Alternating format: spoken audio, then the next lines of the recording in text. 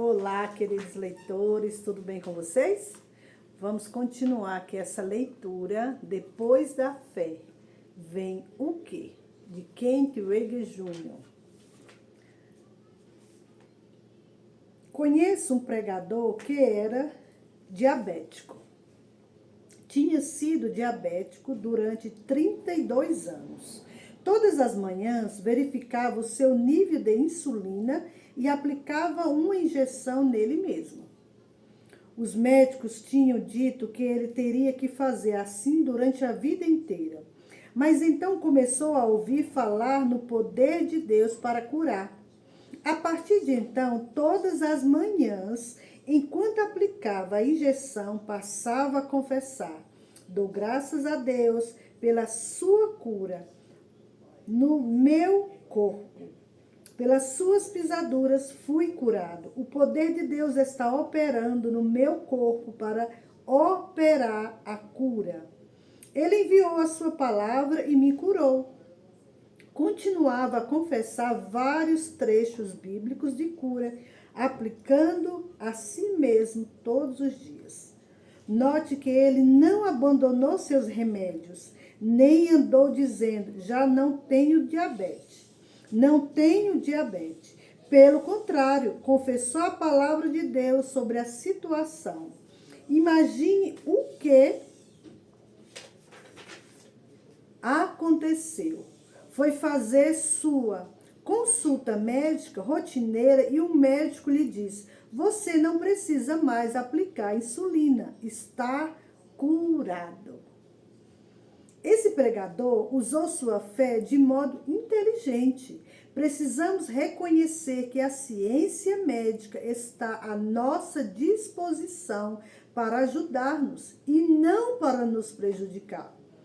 Há algum tempo, os jornais publicaram uma reportagem a respeito de um menino de apenas 9 anos de idade.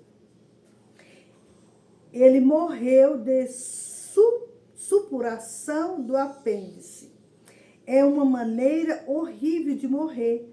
Os pais disseram: nossa igreja é contra os médicos e contra a medicina, por isso deixaram meu filhinho morrer. A morte daquele menino foi totalmente desnecessária. Hoje em dia, há uma lei em alguns estados que declara que os pais terão que procurar assistência médica para seus filhos para não serem processados por homicídio.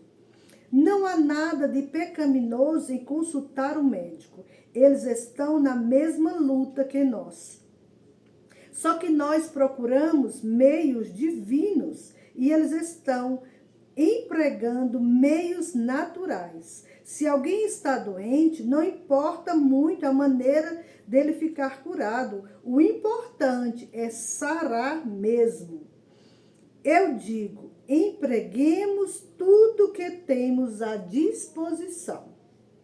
Cooperando com os médicos. Passamos por tempos difíceis. Há alguns anos, com a doença crítica do meu filho, Greg, ele estava com um problema que exigia atenção médica imediata. Tinha tumor no cérebro. Os médicos nos disseram que não poderíamos esperar. Ele precisava de uma cirurgia imediata. Estávamos todos orando a respeito e meu pai me disse: nenhum exercício já saiu para a batalha sem uma segunda linha de defesa. Se o primeiro plano não funcionar, sempre tem uma segunda linha de defesa para a qual possam apelar. Disse: muitas vezes as pessoas são derrotadas na primeira rodada de uma luta, mas não desistem, voltam para vencer. Não é porque você não vence no primeiro assalto que você vai desistir. Recue um pouco, refaça as forças, então avance lutando. Foi exatamente assim que fizemos. Oramos e levamos Greg para ser operado, crendo que Deus concederia sucesso para a cirurgia e uma recuperação completa e rápida. Oramos pelos médicos. Tudo quanto fizemos foi feito pela fé. Aquela intervenção médica salvou a vida do meu filho, enquanto nós esperávamos com fé. Não diminuímos a nossa fé, simplesmente procuramos um pouco de ajuda adicional da parte dos médicos. E nada há de errado em fazermos assim. Não é sinal de espiritualidade a recusa de consultar um médico. Greg passou 12 horas sendo operado. Uma das enfermeiras contou-nos posteriormente: o poder de Deus estava naquele centro cirúrgico. Fiquei confiando em Deus para uma cura nas minhas costas. E essa cura foi totalmente manifestada durante aquela operação. Oramos e exercemos nossa fé em Deus para uma operação perfeita, sem complicações, e foi o que recebemos. Depois da cirurgia, o médico nos contou que tudo foi perfeito, mas que o osso no crânio de Greg nunca cresceria completamente. Todos oramos e exercemos nossa fé em Deus para o osso crescer até ser como antes. Quando Greg quis jogar futebol como calouro na faculdade, exigiram dele um exame total do cérebro para garantir que tudo estava perfeito. Passou por uma série de exames e o resultado deu perfeito. Até mesmo o osso crescera com perfeição.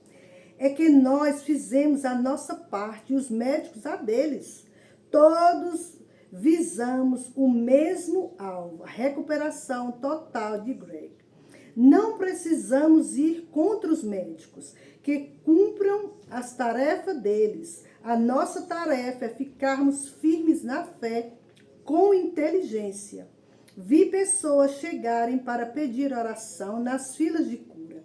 Pedem oração em favor dos seus olhos e então passam imediatamente a pisotear os seus óculos. Então saem dirigindo seu carro e provocam um acidente, porque ainda não receberam a manifestação da cura da vista. Não é modo muito inteligente de usar a fé. A atitude inteligente seria continuar a confessar a sua cura todas as vezes que você põe aqueles óculos. Quando se manifestar a cura, você saberá disso imediato. Você já não conseguirá enxergar através daqueles óculos, então poderá esmagá-los debaixo dos seus pés, se você se sentir feliz com isso. Conheço uma senhora na Califórnia que fez assim. Cada vez que punha os seus óculos, dizia: obrigada, Deus, pelo teu poder de cura que está operando nos meus olhos. Obrigada, Deus, pela vista perfeita, pois tu restauras a minha juventude como a água, como a da águia. Depois de cerca de 6 meses, já não conseguiu ver quando colocou seus óculos. Quando foi consultar um oculista, ele lhe disse: você não precisa mais desses óculos, tire-os, os seus olhos são perfeitos. Aleluia. Todas as coisas boas provêm de Deus, quer venha através da fé, quer por meios naturais. Tiago 1,17. É só continuar a resistir firme na fé até que venha a cura. A medicina e a fé poderão trabalhar em mútua harmonia para conseguir a sua cura completa. Se formos inteligentes no modo de lidar com o caso, a inteligência e o Espírito Santo. Outra área que precisamos de inteligência está na operação dos dons do Espírito, especialmente quando diz respeito aos dons vocais do Espírito Santo. Os dons vocais incluem as línguas, a interpretação das línguas e a profecia. As línguas, a interpretação das línguas e a profecia fazem a mesma coisa, exortam, consolam e edificam. É o propósito delas. Se surgir uma palavra que não faz alguma dessas três coisas, não provém do Espírito de Deus. Muitas vezes, a carne e as emoções das pessoas ficam envolvidas. Embora eu diga, assim diz o Senhor. Não é uma mensagem genuína do Senhor.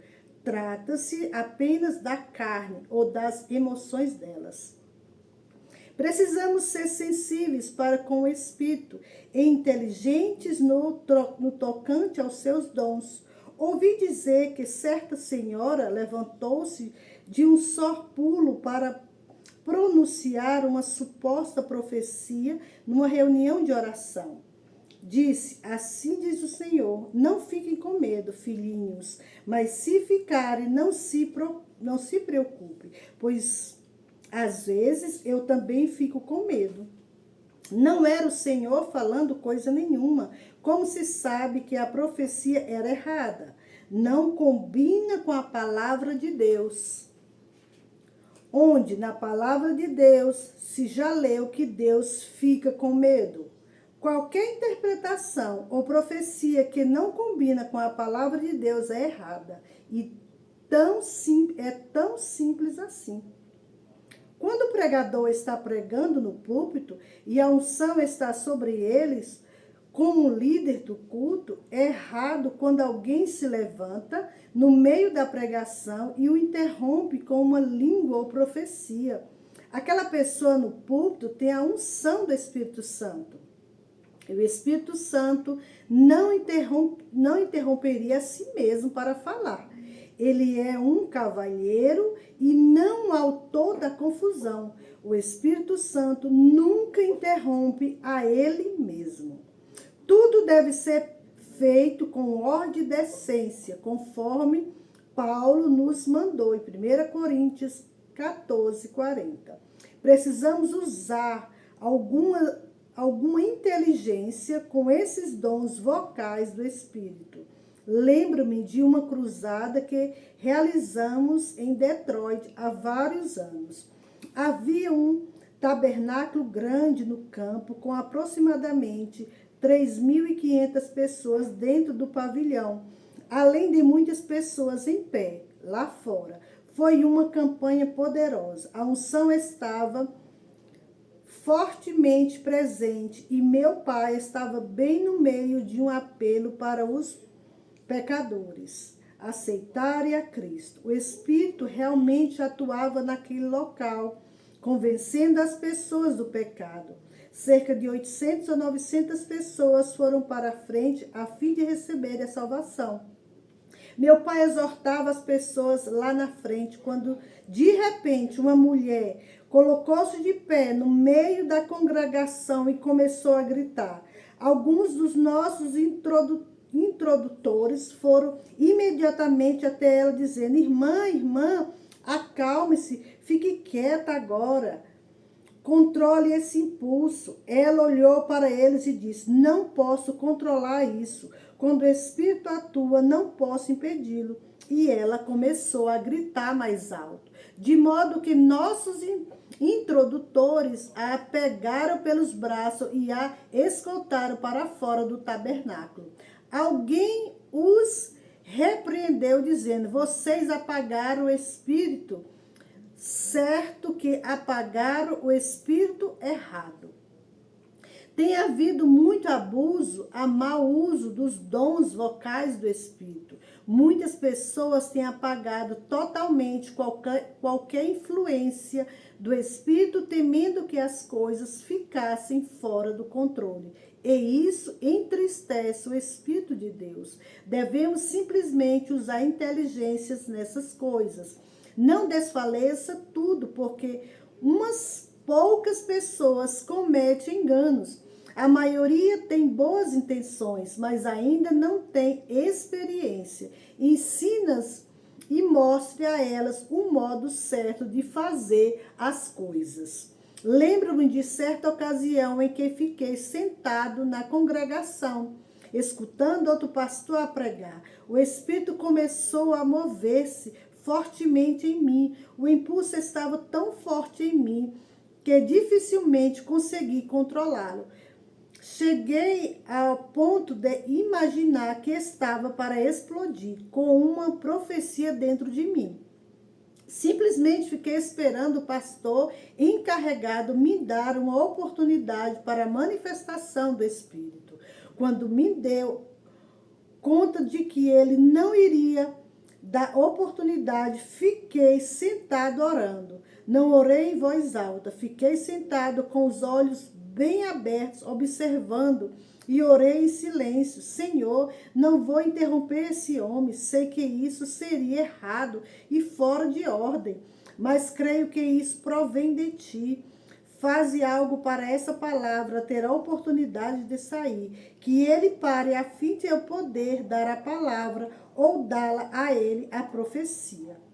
Quando acabei de orar assim, o homem no púlpito começou a falar a mesma palavra que estava dentro de mim e começou a falá-la.